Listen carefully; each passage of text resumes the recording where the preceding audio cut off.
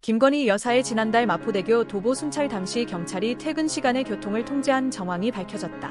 경찰청장은 국회에서 교통 통제가 없었다고 답변했으나 더불어민주당 이해식 의원이 112 신고 녹취록을 공개하며 이를 반박했다. 해당 시간대에 접수된 불편 신고는 교통 통제가 있었음을 명확히 드러냈다.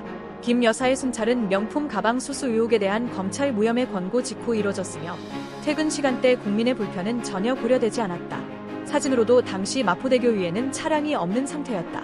경찰뿐 아니라 여러 정부 기관들이 김 여사와 관련된 문제들을 은폐하려는 모습도 드러나고 있다.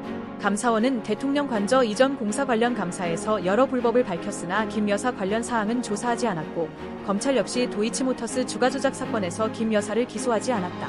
최근에는 국민방송의 무관중 공연을 김 여사가 황제 관람했다는 의혹에 대한 거짓 해명이 드러나며 국민의 인내심이 한계에 다다랐다는 비판이 커지고 있다. 북한이 남한 무인기가 평양 상공의 침투의 전단을 살포했다며 강하게 반발하고 김여정은 보복을 경고했다.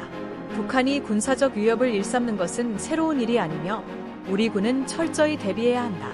그러나 대응 과정에서 국방부는 혼선을 보였고 김용현 장관은 처음에 북한 주장을 부인했다가 긴급회의 후에는 사실 여부 확인을 거부해 국민들에게 혼란을 주었다.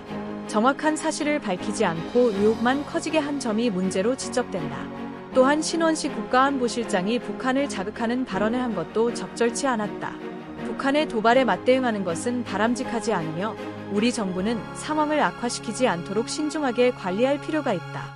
북한이 5월부터 보낸 쓰레기 풍선이 6,000개가 넘었지만 정부는 국민 불안을 줄이면서도 유연하게 대처해야 한다.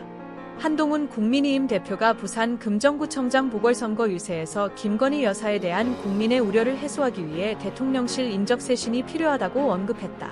이는 김 여사와 관련된 논란과 도이치모터스 주가 조작 사건 수사와 연관된 발언으로 여론이 냉담해지고 있음을 반영한다. 한 대표는 김 여사의 측근 정리에 대한 필요성을 강조했으나 여권 내에서 그의 발언이 적절한지 논란이 일고 있다.